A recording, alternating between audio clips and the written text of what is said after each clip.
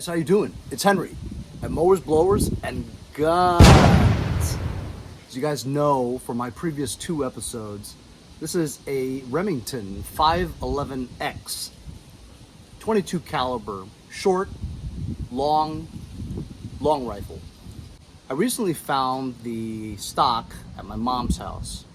Held on to it for a while because I couldn't find the action to it. And then after a while, I got tired of waiting for this, holding on to it. I sold it. And then about a few months later, I found the action. So I regretted selling it. But nevertheless, though, I did go on eBay and buy somebody's much better condition walnut stock that fit the 511. And so I took it to the range last time and we shot it for the very first time, and it shoots great. And I had recently also placed a 4x prism scope on here. It's a modern flair to a retro rifle, right? I thought that would be kind of interesting. My problem was, though, while it shot fine and it took about 100 shots to sight in, where the buttstock sits in the corner of in the groove of my shoulder here, just where the scope is placed, I can't really see the reticle. The circle's very small, so I have to actually lurch forward and put my eye really close to it, about there, for me to be able to see the entire circle. So that's a problem. Well, why don't I just move this back? Well, because this is the way it's designed. The 11mm dovetail rails, this has a Picatinny 20mm adapter on it. And the way this works is this can't go back anymore without it interfering with the bolt. See what I'm saying? This is the closest it can get. If you move this back anymore, it would touch the bolt and I wouldn't be able to cock it. So that's a problem with this. Nevertheless, this still works. It was just a little uncomfortable to have to put my face all the way forward to it. So what did I do? I got a new scope to put on. I'll show it to you right now. So this is a new scope that I got from my friends over at CVLIFE. I did a couple of reviews on their products on my other channel. Cool, huh? Really cool. Mowers and Blowers. Go check it out if you guys want.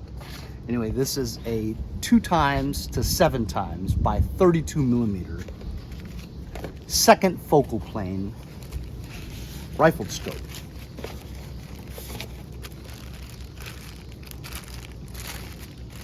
It doesn't have any illumination. It is your old school type, just a scope. Which is kind of refreshing because sometimes you don't want all that static, you know what I mean? Has these dust covers that flick up, but because they don't mount on very well, right? It doesn't sit on there very well. Even if you flick it, it wants to come off. So this doesn't adhere on there very well. So I wouldn't even use them. See, when that works okay, but the one in the front doesn't even sit on there very well. Anyway, here it is. Comes with some 20mm mounts, scope mounts. Again, this is from CVLIFE. Your elevation and your windage settings underneath the turret caps. And it also can be reset to 0 once you have it zeroed in. And what I mean by that is once you do sight it in, you can turn it right, left, up or down to get the reticle crosshairs exactly sighted into your target. You can actually loosen this bolt here, lift it up, place it to 0 so that you can adjust it throughout your outing. And then if you want to return it back to where it was again, just put it right back to 0 again. I don't usually mess with that stuff. I just sight it in and leave it. Put the caps on and I'm good to go. While I did spend quite a lot of time zeroing that in, and it shoots very well, it's not comfortable, you know what I mean? Whereas this is the kind of scope that is made for a hunting rifle, you know? And so as you can see here, this thing protrudes back a lot more. Therefore, I don't need to lurch forward to see. But my only concern is I'm worried about the bolt again. Will the bolt get in the way of the scope? We'll find that out right now. If not, I'll put the other one back on.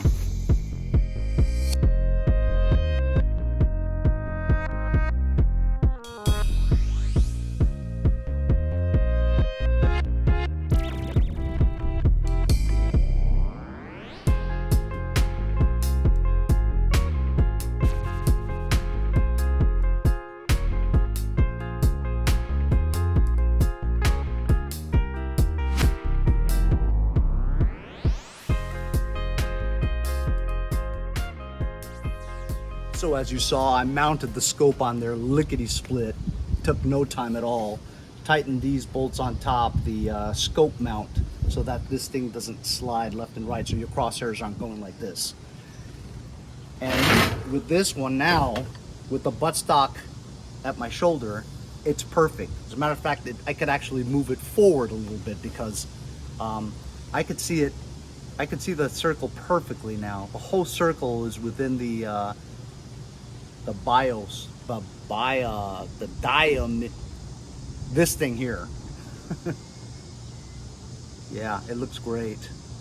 And what's awesome is my concern with modern scopes on 1960s era stuff.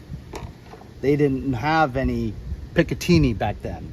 So I was wondering and hoping that the Picatinny adapter on the dovetail is not going to interfere with this being too rear.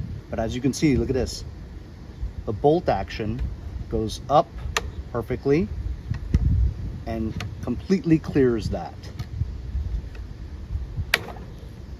So we've got no problems here with being able to cock it. This positioning is perfect because I can just be right here. The eye relief is fantastic. It's a good 3-4 inches here between the eyeball and the scope. I'm gonna actually remove the bolt so that I can kind of sight it in by looking through the bore and pointing it at a fixed location. And then with this stand here, I can kind of move the windage and elevation to about an area where it's kind of on paper. That way you save more time sighting it in at the range. But this is great. For it to be perfect like that, I'm very happy with it. And of course, this looks more like a scope for this era rifle.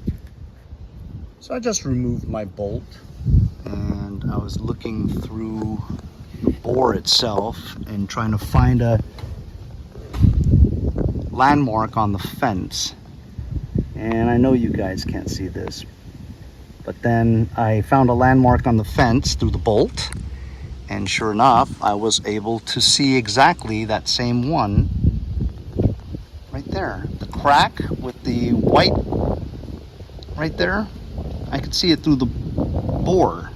So it's right, I mean, it's within like a few inches of what I aimed it at, so I'm not gonna have to do any adjustments. But as you guys can see, this is what I see when I put my cheek onto the stock. It's pretty clear, 32 millimeter, and it's the second focal plane. This is at magnification 7, so I'm just gonna turn it down so you guys can see what it looks like when I take it from 7 to 2.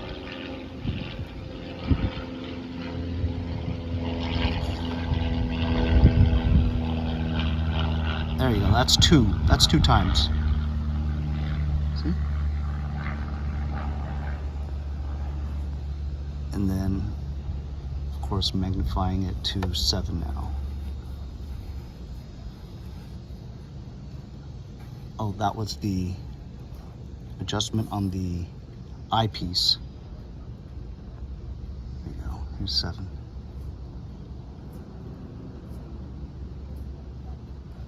That pretty clear, huh?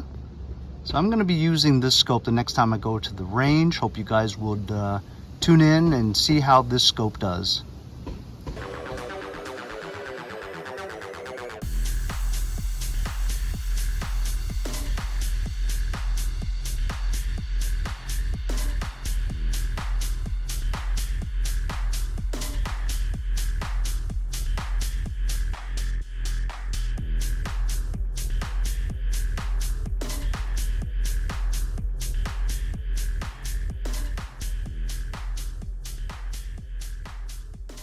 there you go. That's my review of the 2x7x32mm rifle scope from CVLIFE.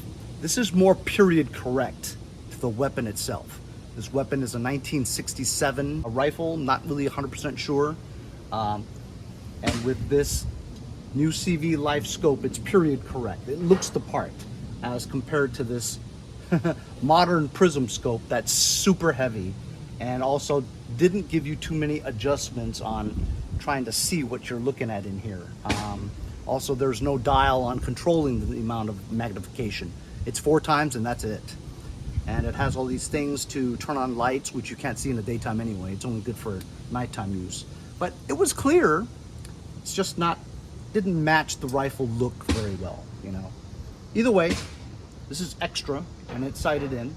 But I can't wait to get to the range and sight this baby in. I have a feeling it's gonna take 2 seconds to sight this baby in. Hope you guys enjoyed this review video on this rifle scope. It's very inexpensive. Go check the link in the description as well as other CVLIFE products. And we'll see you guys next time on Mowers, Blowers, and Guns.